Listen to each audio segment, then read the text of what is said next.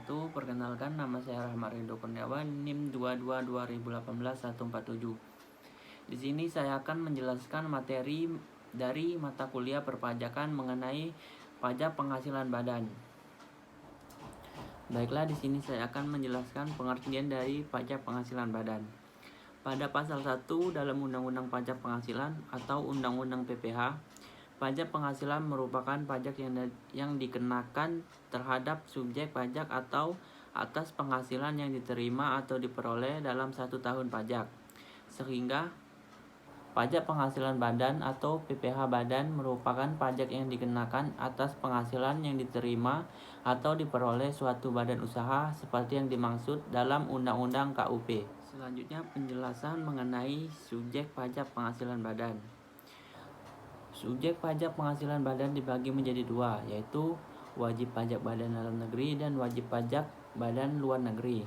Yang pertama, wajib pajak badan dalam negeri, yaitu badan usaha yang didirikan atau berkedudukan di Indonesia. Sedangkan wajib pajak badan luar negeri yaitu badan usaha yang tidak didirikan atau tidak berkedudukan di Indonesia.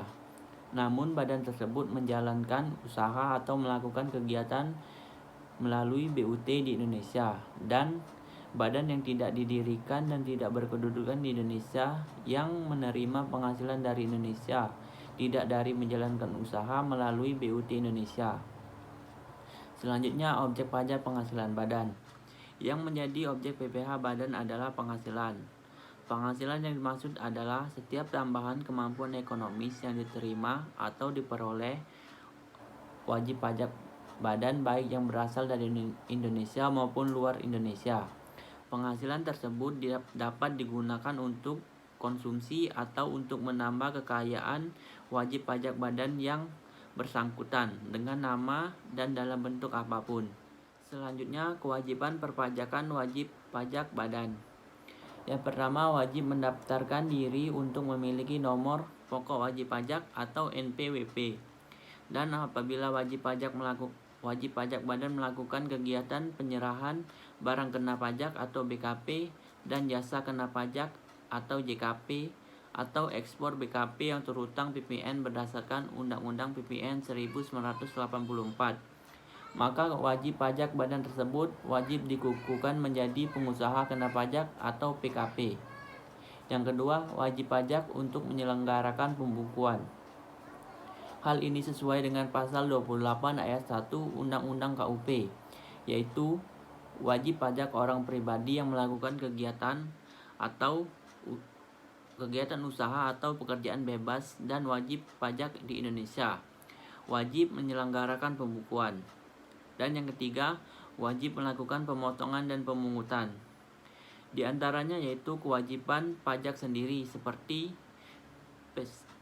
PPH pasal 25 atau 29, kewajiban memotong atau memungut pajak atas penghasilan orang lain, misalnya PPH pasal 21 atau 26, PPH pasal 22, PPH pasal 23 atau 26, dan PPH final. Dan kewajiban memungut PPN dan atau PPNBM yang khusus berlaku bagi PKP. Berikutnya, hak perpajakan bagi wajib pajak penghasilan badan. Yang pertama, wajib pajak badan berhak untuk memperoleh pembinaan dan pengarahan dari Fiskus. Yang kedua, berhak untuk membetulkan dan memperpanjang waktu penyampaian SPT. Yang ketiga, berhak untuk mengajukan keberatan, banding dan gugatan serta peninjauan kembali ke Mahkamah Agung atau MA. Yang keempat, wajib pajak badan juga memiliki hak untuk memperoleh kelebihan atas pembayaran pajak. Dan yang kelima, memiliki hak dalam hal wajib pajak dilakukan pemeriksaan. Selanjutnya saya akan menjelaskan tentang cara penghitungan pajak penghasilan badan.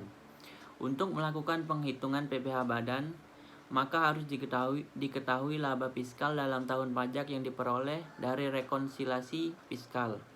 Rekonsilasi fiskal tersebut dilakukan terhadap seluruh unsur penyusunan laporan laba rugi, serta meliputi pendapatan biaya rekonsilasi fiskal yang dapat dilakukan terhadap wajib pajak yang memiliki final, wajib pajak yang memiliki penghasilan yang bukan merupakan objek pajak, Yang ketiga, wajib pajak telah mengeluarkan biaya-biaya yang tidak boleh menjadi pengurangan penghasilan atau sesuai pasal 9 Undang-Undang PPh.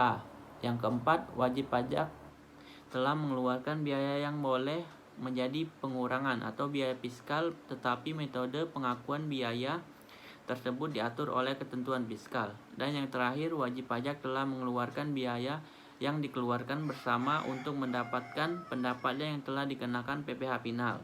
Contoh perhitungan pajak penghasilan badan. Pada tahun 2018, PT Mentari Harapan memperoleh penghasilan kotor sebesar 10 miliar. Maka sebelum Anda mengetahui pajak yang harus dibayar oleh PT Mentari Harapan, Anda harus mengetahui terlebih dahulu penghasilan kena pajak dari PT Mentari Harapan. Maka yang harus dibayar adalah 50% dikali 25% dikali 5 miliar sama dengan 625 juta. Namun perlu dibuat catatan bahwa selama periode tahun 2018, PT Mentari Harapan telah menyetor pajak penghasilan karyawan ke kas negara sebesar 100 juta dan pajak PPh pasal 23 sebesar 200 juta. Maka pajak penghasilan terhutang PT Mentari Harapan adalah 625 juta dikurang 100 juta dikurang 200 juta sama dengan 325 juta. 325 juta adalah angka yang bisa dicicil oleh PT Mentari Harapan ke kas negara atas penghasilan badan usaha di tahun 2018. Baiklah, sekian penjelasan dari saya mengenai materi pajak penghasilan badan. Wassalamualaikum warahmatullahi wabarakatuh.